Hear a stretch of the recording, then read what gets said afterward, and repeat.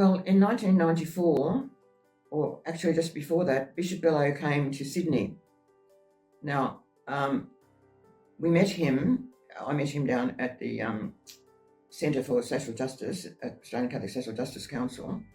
But then he came up to Mount Street, to where our leaders have their offices, and he met the sisters leading the congregation at that time, and he asked for help with education and health in East Timor. And it was on the 8th of August 1994 that Sister Mary Cresp, who was the leader of the congregation at the time, in the chapel at Mount Street announced that we were going to establish a work in East Timor to try and help with the preservation of language and the whatever we could do about health.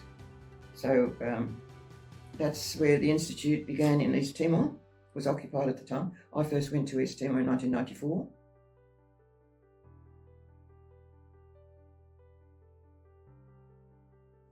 With regard to the literacy, we started to create books to teach children.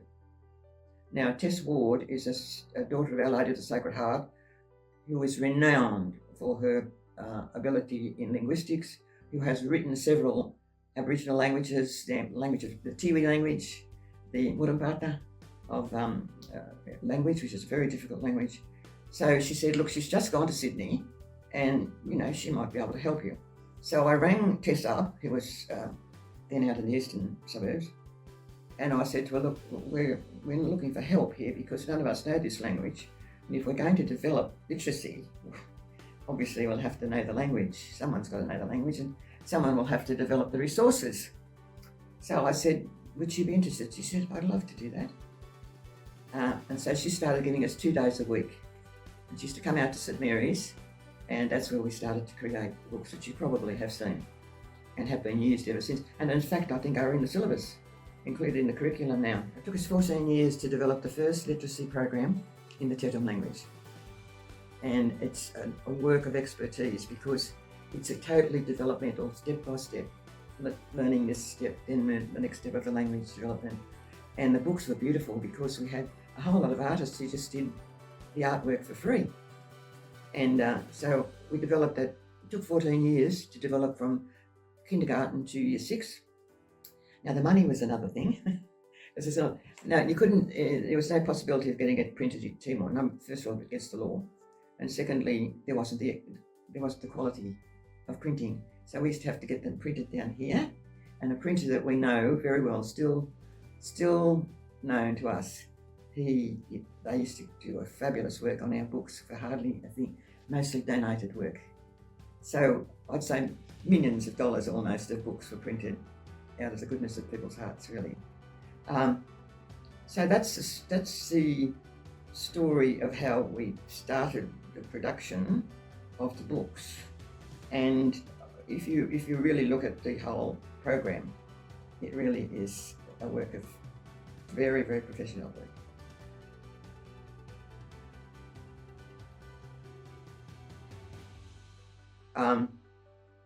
We took a collection of the books with us, and we said to Bishop Bello, we'd like to meet some of the teachers, just to see what their reaction would be, like people coming in like us with books in their language and so forth.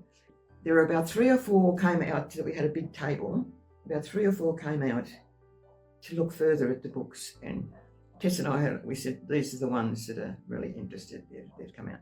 Now, so we started a pilot program.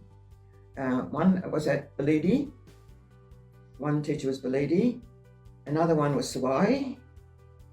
Another one might have been Amira, but there was a group that came from different. So we set them up as a pilot group. So with that group, we used to train them, go through the books with them, and see them teaching.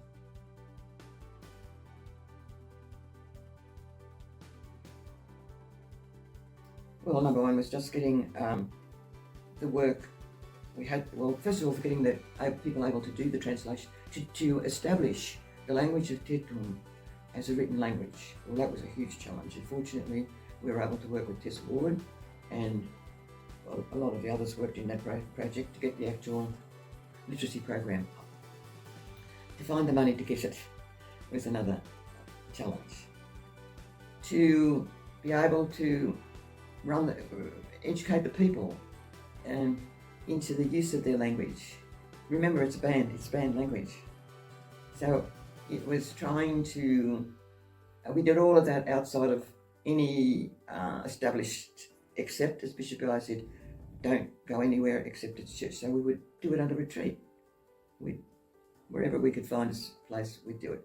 So there were challenges right, left and centre, really. It was going against in an occupied country, a law. We were acting illegally.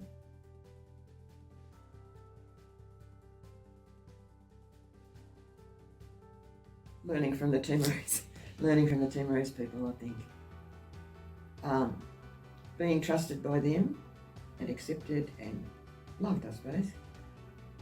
And working with a great team, very self-sacrificing, and developing all the time. We had ways to go. I mean, we were feeling our way all the time, making it our way. And we were fortunate enough to have the people with us who were able to help us do that. Against a lot of difficulty.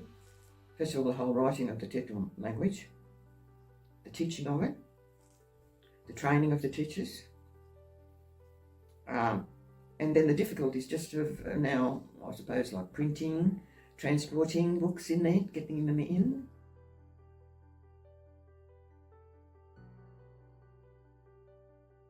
Tess told me once that she went somewhere and there was a girl, a little primary school girl, and she was sitting down with another little girl and she was showing them the books. She's showing them, reading to the little girl and showing her. The teacher had a whole lot of charts, with words on them, and singing was a big thing too.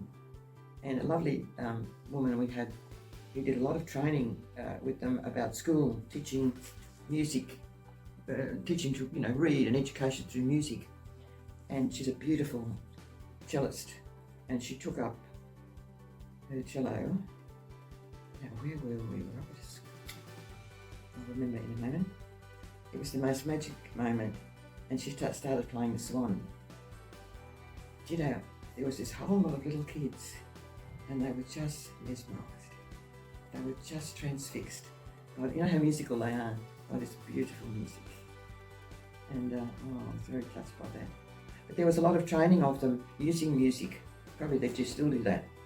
The training, the whole idea was that, just coming in with their little instruments, the whole discipline, sitting down, learning the whole way of going about things, about learning.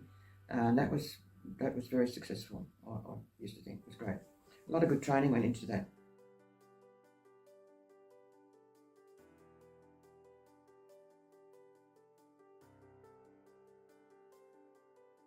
I'm absolutely grateful that I had the great opportunity and was commissioned by the sisters to start the work off. From all angles, it was a challenge, just doing the Dash literacy program without all the concerns about everybody else. So we're still on the job. You're definitely on the job, but we still have a great gratitude for the Carmelite sisters and all they did for us. The shelter they gave us, we had nowhere to stay. The advice they gave us, the bravery.